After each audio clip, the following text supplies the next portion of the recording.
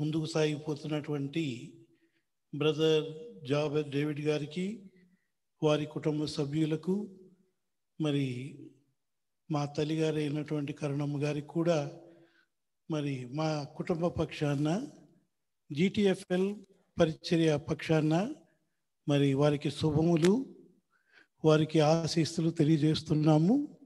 ముఖ్యంగా మా ప్రియులు రూపస్ డేవిడ్ గారితో కలిసి గత 10 సంవత్సరాలుగా GTFLలో పరిచర్యలో కొనసాగడానికి ఆ సర్వశక్తిమంతుడైన దేవుడు నాకు సహాయపడుతున్నందుకు దేవునికి నేను ఎంతో కృతజ్ఞతలు తెలియజేస్తున్నాను. యూకేలో ఉన్న పరిశుద్ధులందరికీ, సంఘాలకి, సంఘ బిడ్డలకు, యవన బిడ్డలకు, చిన్న బిడ్డలకు, అలాగే సంఘంలో ఉన్న వారందరికీ పేరు పేరున జగత్రక్షకుడైన క్రీస్తు యేసు నామములో వారందరికీ నా శుభములు, నా ఆశీస్సులు వారికి నేను అందజేస్తూ ఉన్నాను. మరి దేవుడు నాకు ఇచ్చిన గ్రేట్ ప్రివిలేజ్ను బట్టి కూడా దేవునికి నేను ఎంతో స్తుతులు చెల్లిస్తూ ఉంటున్నాను. దేవుని సన్నిధి మనకి తోడుగా ఉన్నందుకు మరొకసారి దేవునికి కృతజ్ఞతలు తెలియజేస్తున్నాను. యూకేలో ఉన్నవారు, అలాగే ఈ వర్తమానం వింటున్న వారందరూ కూడా దేవుడు వారిని బహుగా దీవించాలని ఆశిస్తున్నాను. ప్రభుని ఆరాధించే నిమిత్తమై 2వ కీర్తన 10వ వచనం నుండి 12 వచనాలు, Psalms 2 chapter 10 to 12 నేను చదువుతున్నాను, గమనించండి. కాబట్టి రాజులారా వివేకులై ఉండుడి, భూపతులారా బోధనందుడి, భయభక్తులు కలిగి యెహోవాను సేవించుడి, గడగడ వణుకుచూ సంతోషించుడి, ఆయన కోపము త్వరగా రగులుకొనును, కుమారుని ముద్దు పెట్టుకొనుడి, లేని ఎడల ఆయన కోపించును, అప్పుడు మీరు త్రోవ తప్పి నశించెదరు, ఆయనను ఆశ్రయించు వారందరూ ధన్యులు. 12వ వచనాన్ని మరొకసారి చదువుతున్నాను, గమనించండి. ఆయన కోపము త్వరగా రగులుకొనును, కుమారుని ముద్దు పెట్టుకొనుడి, లేని ఎడల ఆయన కోపించును, అప్పుడు మీరు త్రోవ తప్పి నశించెదరు, ఆయనను ఆశ్రయించు వారందరూ ధన్యులు. దేవుడు ఈ భాగాల్లోంచి మనందరితో మాట్లాడినట్లు చిన్న ప్రార్థన చేసుకుందాం. సకల ఆశీర్వాదాలకు కారణభూతుడా, సార్వత్రిక సార్వభౌముడా, అబ్రహాము, ఇస్సాకు, ఇజ్రాయేలు దేవా, మీకే వందనాలు, స్తోత్రాలు, స్తుతులు చెల్లిస్తున్నాం. నీవు సృష్టికర్తవు, సర్వాధికారివి, సర్వజ్ఞానివి, సర్వవ్యాపివి, ఆది అంతము లేనివాడవు, అల్ఫయు ఒమేగినటువంటి దేవుడవు, మొదటివాడవు, కడపటివాడవు, రాజులకు రాజువు, ప్రభులకు ప్రభుడవు, శ్రీమంతుడవు, అద్వితీయుడవు, అమరత్వం కలిగిన వాడవు, జ్యోతిర్మయుడవు. అందును బట్టి మిమ్మల్ని స్తుతిస్తూ ఆరాధిస్తున్నాం. ఈ సాయంకాల సమయంలో తండ్రి, మిమ్మల్ని ఆరాధించడానికి ఇచ్చిన ధన్యతకై, ఆధిక్యతకై వందనాలు, స్తోత్రాలు, స్తుతులు చెల్లిస్తున్నాం. తండ్రి, నీవు ఎంతైనా నమ్మదగిన దేవుడవు, వాగ్దాన నిబంధన ఇచ్చి నెరవేర్చే దేవుడవు. అందును బట్టి మిమ్మల్ని స్తుతిస్తూ ఆరాధిస్తున్నాం. తండ్రి, మీరు చేసిన సమస్త మహోపకారాల కొరకే వందనాలు. యూకేలో ఉన్న నీ ప్రజలకి మీరు ఇమ్మానుయేలుగా, ఎబినేజరుగా ఉండి మీరు నడిపిస్తున్న విధానాల కొరకే స్తుతులు చెల్లిస్తూ, సమస్త మహిమగంత ప్రభావాలు మీకే ఆరోపిస్తూ, యేసు పరిశుద్ధ నామమున ఈ స్తుతి ప్రార్థన అతి వినయముగా సమర్పించుకొనుచున్నాము పరమ తండ్రి, ఆమేన్. కుమారుని ముద్దు పెట్టుకొనుడి, లేని ఎడల ఆయన కోపించును. ఈ 2వ కీర్తన 12వ వచనంలో ఆయన కోపము త్వరగా రగులుకొనును అని వ్రాయబడింది. ప్రపంచాన్ని మనం దృష్టిలో ఆలోచన చేసినట్లయితే ప్రపంచం అంతటా దేవుని కోపం రగులుకునే దినాల్లో ఉన్నాం, దుర్దినాల్లో ఉన్నాం, అంచె దినాల్లో ఉన్నాం, ప్రభు రాకడ దినాల్లో ఉన్నాం, ఉగ్రతా దినాల్లో ఉన్నాం, దేవుని కోపం రగులుకునే దినాల్లో ఉన్నాం. ఇలా ఉన్నామనడానికి రుజువు ఏంటంటే, ఒకవైపు ప్రపంచవ్యాప్తంగా మరి ప్రజల్ని భయాందోళనకు గురి చేస్తూ జీవితాల్ని అస్తవ్యస్తం చేస్తున్న కరోనా అనే మహమ్మారి. మరొక వైపు చూస్తే కరువులు, మరొక వైపు చూస్తే భూకంపాలు, మరొక వైపు చూస్తే యుద్ధ ప్రమాదాలు, మరొక వైపు చూస్తే ప్రపంచం అంతా అస్వస్థతకు గురైన పరిస్థితులు. ఒక్క మాటలో చెప్పాలంటే ప్రపంచం అంతా అస్తవ్యస్తంగా ఉండి దేవుని కోపానికి గురైనటువంటి దినాల్లో ఉన్నాయని మరొకసారి నేను మీకు జ్ఞాపకం చేస్తున్నాను. మన ప్రభు అయినటువంటి యేసుక్రీస్తు వారు సృష్టికర్త, సర్వాధికారి, సర్వజ్ఞాని, సర్వవ్యాపి మాత్రమే కాదు, మన దేవుడు దహించు అగ్ని అని హెబ్రీ పత్రిక 12వ అధ్యాయం 28వ వచనంలో వ్రాయబడి ఉంది. Hebrew 12:28 verse. కాబట్టి దేవుడు దహించు అగ్ని అని వ్రాయబడింది. ఆయన దహించు అగ్ని వలె ఆయన కోపం త్వరగా రగులుకుంటుందని నేను మీకు జ్ఞాపకం చేస్తున్నాను. ఆయన కోపం త్వరగా రగులుకోవడానికి గల కారణం ఏమిటి అని పరిశీలన చేసినట్లయితే, ఆ కుమారుని మనం ముద్దు పెట్టుకోకపోవటం వలన ఆయన కోపం త్వరగా రగులుకుంటుందని 2వ కీర్తన 12వ వచనంలో వ్రాయబడి ఉంది. ఇంతకీ ఆ కుమారుడు ఎవరు? ఆ కుమారుడు ఎవరో కాదు కానీ జగత్రక్షకుడైన క్రీస్తు ప్రభువేనని ఐజియా 9:6లో వ్రాయబడి ఉంది. యెషయా గ్రంథం 9వ అధ్యాయం 6వ వచనాన్ని మనం చూసినట్లయితే ఆ కుమారుడు ఎవరో కాదు కానీ యేసు ప్రభువేనని యెషయా ప్రవక్త మనకు తెలియజేస్తూ ఉన్నాడు. యెషయా గ్రంథం 9వ అధ్యాయం 6వ వచనం, ఏలయనగా మనకు శిశువు పుట్టెను, మనకు కుమారుడు అనుగ్రహింపబడెను, ఆయన భుజం మీద రాజ్యభారం ఉండును, ఆశ్చర్యకరుడు, ఆలోచనకర్త, బలవంతుడైన దేవుడు, నిత్యుడగు తండ్రి, సమాధానకర్తయగు అధిపతిని అతనికి పేరు పెట్టబడును.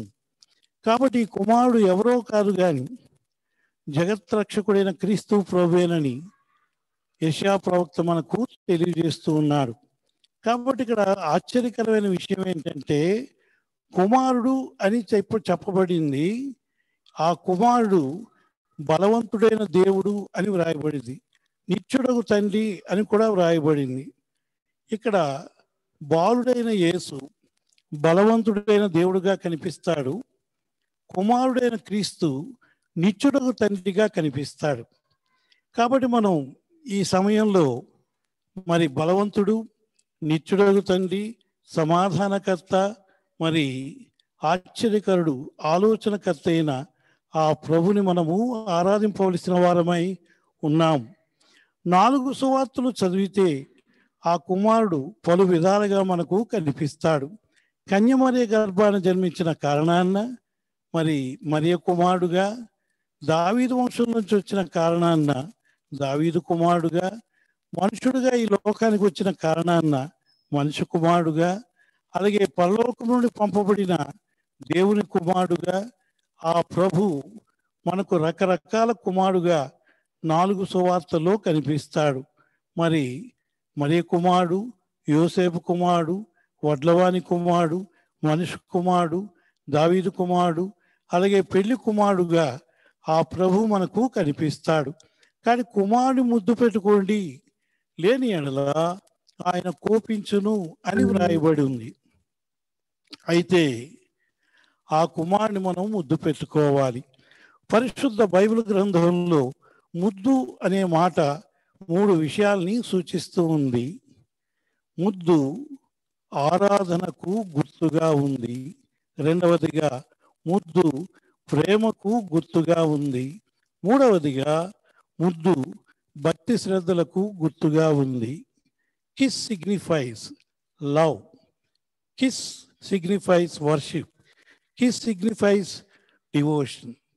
కాబట్టి ముద్దు ఆరాధనకు సాదృశ్యంగా ఉంది.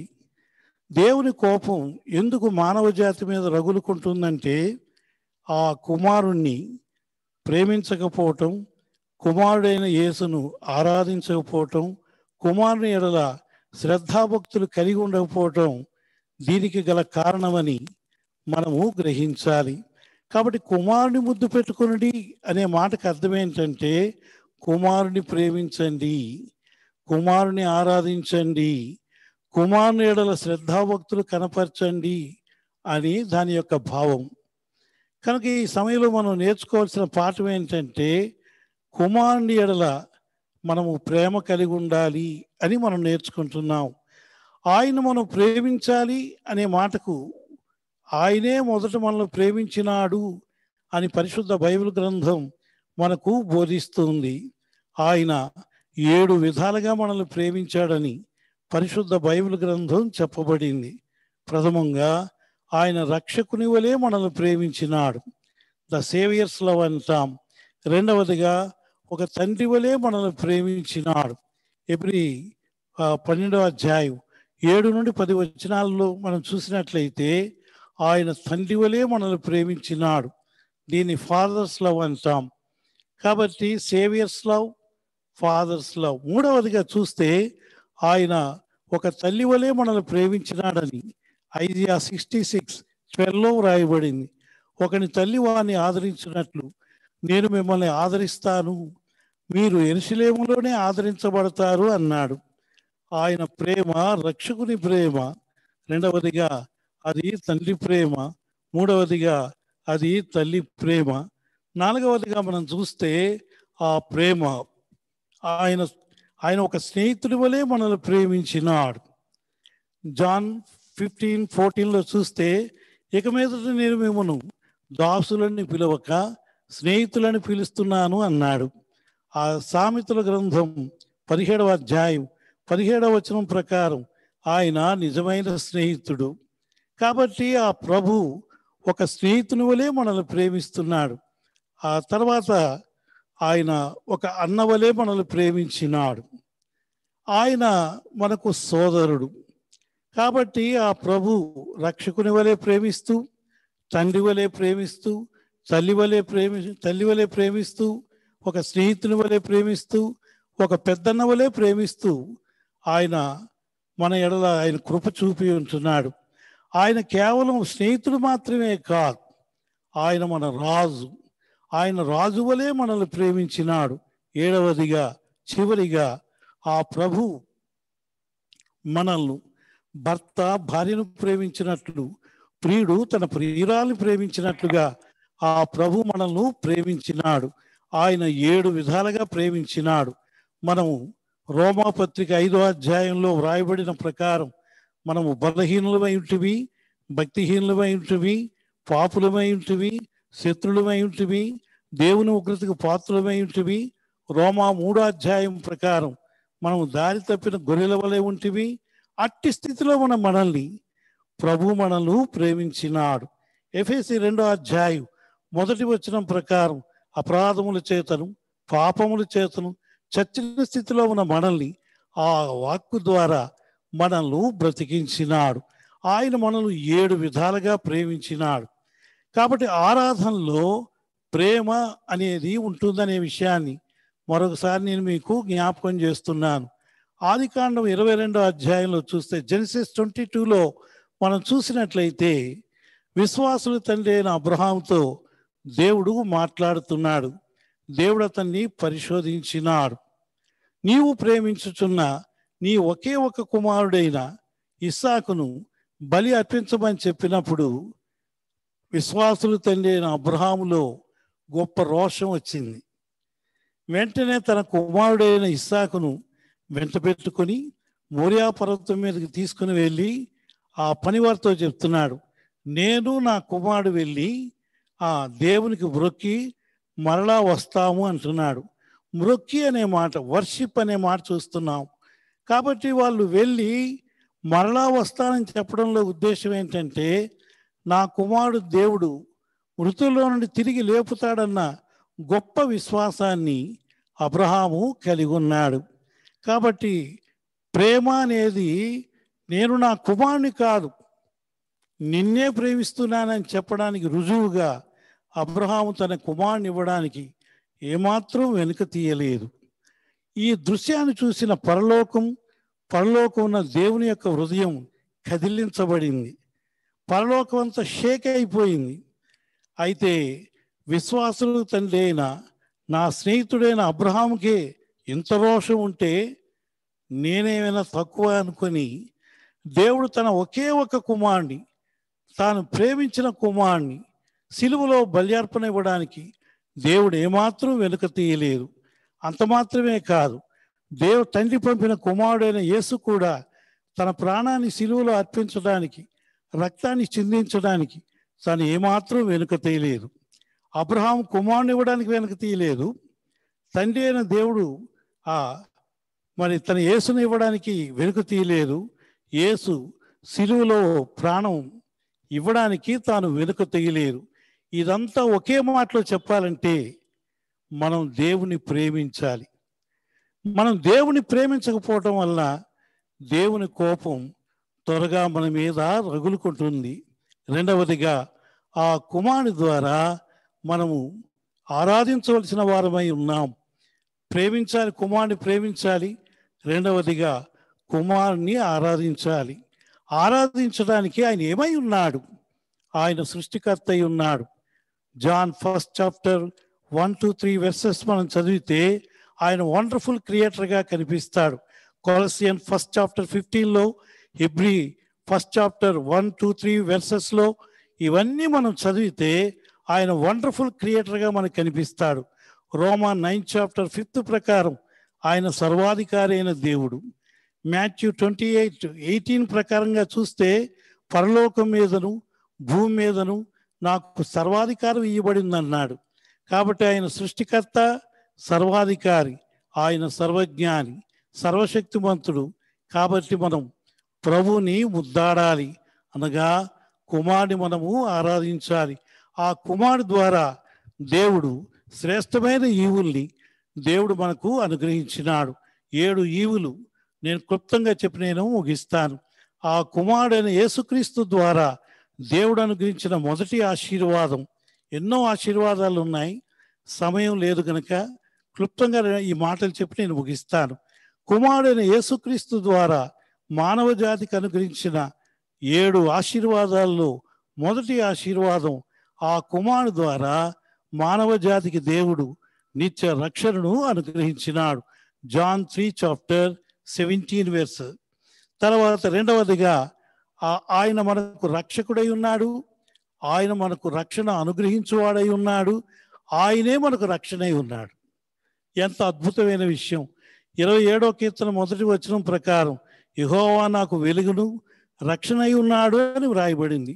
రెండవదిగా, ఆ కుమారుడు ద్వారా దేవుడు మానవ జాతికి అనుగ్రహించిన రెండవ ఆశీర్వాదం, మనకు అనుగ్రహించిన రెండవ ఆశీర్వాదం, ఆ నిత్య జీవాన్ని అనుగ్రహించాడు. కాబట్టి యేసుక్రీస్తు ప్రభువే మనకు నిత్య జీవమై ఉన్నాడు, నిత్య జీవ ప్రదాతై ఉన్నాడని లేఖనాలు మనకు బోధిస్తున్నాయి. మూడవదిగా చూస్తే, ఆ కుమారుడు ద్వారా మానవ జాతికి దేవుడు అనుగ్రహించిన మూడవ ఆశీర్వాదం ఏంటంటే పాప క్షమాపణను ఆయన అనుగ్రహించినాడు. ఎఫెసీ పత్రిక 1st chapter మనం 7 వరకు చదివితే అక్కడ పాప క్షమాపణ అనే మాట మనం చూస్తాం. కాబట్టి కుమారుడు ద్వారా మనకు దేవుడు ఇచ్చిన మరొక ఆశీర్వాదం ఏంటంటే ఆ పాప క్షమాపణను అనుగ్రహించినాడు. అయితే ఆ పాపానికి, మన పాపులమైనటువంటి మనకు పాప క్షమాపణ ఇవ్వడానికి, ఫర్గివ్నెస్ ఇవ్వడానికి ఆ ప్రభు తన రక్తాన్ని చిందించినాడు.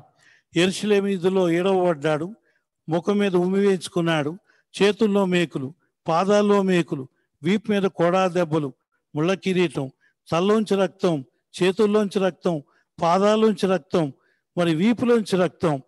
మనం ప్రభువుని అడుగుతాం, ప్రభువా నా కోసం ఎందుకు ఇంత రక్తాన్ని చిందించావంటే ఆయన అంటాడు, నేను రక్తం కనుక చిందించకపోతే నీకు పాపక్షమాపణ లేదు, నేను రక్తాన్ని చిందించకపోతే నిత్య రక్షణ లేదు, నేను రక్తాన్ని చిందించకపోతే నిత్య జీవం లేదు, నేను రక్తాన్ని చిందించకపోతే నువ్వు పరిశుద్ధుడు కాలేవు, నేను రక్తాన్ని చిందించకపోతే నా సారూప్యత రాదు, నేను రక్తాన్ని చిందించకపోతే నువ్వు పరలోకానికి వెళ్ళేవు అని చెప్తాడు.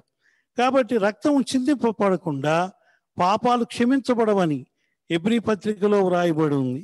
కాబట్టి కుమారుడు ద్వారా నిత్య రక్షణ, నిత్య జీవము, పాప క్షమాపణ. అంత మాత్రమే కాదు, ఆ కుమారుడు ద్వారా చెప్పన సఖ్యమును, మహిమాయుక్తమైన ఆనంద సంతోషాల్ని ఆ ప్రభువు దయచేశాడని పేతురు రాసిన మొదటి పత్రిక 1వ అధ్యాయం 8వ వచనంలో వ్రాయబడి ఉంది. అంత మాత్రమే కాదు, ఆ కుమారుడు ద్వారా శాంతిని, సమాధానమును ఆ ప్రభు మనకు దయచేశాడు. కాబట్టి రక్షణను బట్టి, నిత్య జీవాన్ని బట్టి, పాప క్షమాపణ బట్టి, శాంతి సమాధానాలను బట్టి, ఆనంద సంతోషాలను బట్టి ఆ ప్రభుని మనము ఆరాధింపవలసిన వారం. అంత మాత్రమే కాదు, మన పాపాలు క్షమించడం మాత్రమే కాదు, మన పాపాలన్నీ కూడా ఆయన తొలగించి వేసినాడు. ఆయన అద్భుతమైన రక్షకుడు, లోకరక్షకుడు, పాపుల రక్షకుడు, విశ్వాసులందరికీ రక్షకుడని 1 తిమోతి 1 చాప్టర్ 15లోను 4 చాప్టర్ 10లో కూడా వ్రాయబడి ఉంది. అలాగే యేసు ప్రభు వారు ఆ కుమారుడు ద్వారా మనకు అనుగ్రహించిన అనేక ఆశీర్వాదాల్లో మరొక ఆశీర్వాదం నిత్య విమోచన. 1 పీటర్ 1 చాప్టర్ 18లో రాస్తాడు, గొర్రెపిల్ల రక్తము చేత అనగా నిర్దోషమును పరిశుద్ధమైన గొర్రెపిల్ల రక్తం ద్వారా మీరు విమోచించబడినారు అంటున్నాడు. ఈ వాజ్ వండర్ఫుల్ రిడీమర్. ఆయన అద్భుతమైన విమోచకుడుగా లేఖన భాగాల్లో మనకు కనిపిస్తాడు. కాబట్టి ఆయన పాప విమోచకుడు, ఆయన శాప విమోచకుడు, నరక విమోచకుడు, దుష్టత్వం నుండి విమోచించేవాడు, సమస్త దుర్నీతి నుండి ఆయన మనల్ని విమోచించేవాడు, మన ప్రాణ విమోచకుడు.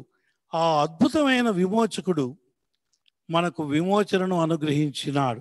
కాబట్టి విమోచకుడిని బట్టి, విమోచన బట్టి ఆయన మనం ఆరాధింపవలసిన వారం. అంత మాత్రమే కాదు, జాన్ 6 చాప్టర్ 35లో జీవాహారము నేనే అన్నాడు. I am the bread of life అన్నాడు ఆయన. నేనే జీవాహారం అన్నాడు ఆయన. జీవాహారం ఆయనే, జీవాహార సరఫరా కూడా ఆయనే. జాన్ 4:14లో రాయబడింది, నేనిచ్చు నీళ్లు త్రాగువాడు ఎప్పుడును దప్పికొనడు, నేను వానికిచ్చే నీళ్లు నిత్య జీవమునికే వారిలో ఉండేది నీటి బుగ్గగా ఉండును అన్నాడు. కాబట్టి జీవాహారం ఆయనే, జీవాహార సరఫరా ఆయనే, జీవజల బుగ్గ ఆయనే, జీవజల బుగ్గను ఇచ్చేది ఆయనే. ఇట్టి ప్రభువును మనం కలిగి ఉన్నందుకు మనం ఎలా మౌనంగా ఉండగలం? సాగిలి పడదాం విరిగి నలిగిన హృదయంతో ఆయనకి ఆరాధనను మనము ఆరోపించవలసిన వారమై ఉన్నాం. నా వ్యక్తిగత అనుభవంలో నేను ఒక అంత్య కుటుంబం నుంచి వచ్చాను. నేను విగ్రహారాధికుడిని, ఆర్య వైశ్య కుటుంబంలో పుట్టి పెరిగిన వ్యక్తిని. విగ్రహారాధన తప్ప క్రీస్తును కానీ, క్రైస్తవ్యాన్ని కానీ, బైబిల్ కానీ ఆమెనంటే అర్థం కూడా తెలియని వ్యక్తిని. అద్భుత రీతిగా ఆ ప్రభు నన్ను ప్రేమించి, క్షమించి, రక్షించి తన బిడ్డగా, తన సొత్తుగా చేసుకొని అనేకులకు వాక్యపరిచయం చేయడానికి, అనేకులు ప్రభు దగ్గర నడిపించడానికి ఒక చిన్న సాధనంగా దేవుడు నన్ను జ్ఞాపకం చేసుకున్నాడు. ఇన్ని మేలు ఉపకారాలు చేసిన ఆ దేవునికి ఏమిచ్చి ఆయన రుణం తీర్చుకోగలం? యూకేలో ఉన్న పరిశుద్ధులందరికీ మరొకసారి నేను మనవి చేసేది ఏంటంటే, గతంలో ఎన్నో మేలు ఉపకారాలు చేశాడు, ప్రస్తుతానికి చేస్తున్నాడు, భవిష్యత్తులో చేయబోతున్నాడు. చేసిన వాటికి, చేస్తున్న వాటికి, చేయబోతున్న వాటికి ఏమిచ్చి ఆయన రుణం తీర్చుకోగలం? ప్రాణాన్ని ఇచ్చిన ప్రభువుకి, రక్తాన్ని చిందించిన ప్రభువుకి, సమస్త ఈవులు అనుగ్రహించే ప్రభువుకి ఏమిచ్చి ఆయన రుణాన్ని తీర్చుకోగలం? కన్నీళ్లతో ఆయన పాదాలు తడిపి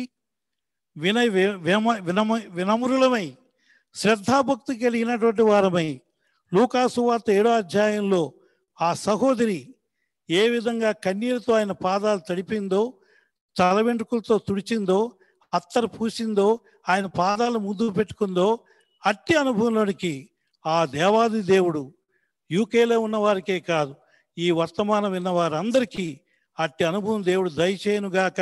శ్రేష్టమైన పరలోక సంబంధమైన ఆశీర్వాదాలు దండిగా మీకును మీ కుటుంబానికి సమృద్ధిగా దయచేయునుగాక.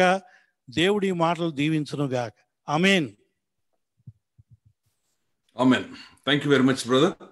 It's a wonderful message brother brought amongst us. Once again, brother reminded us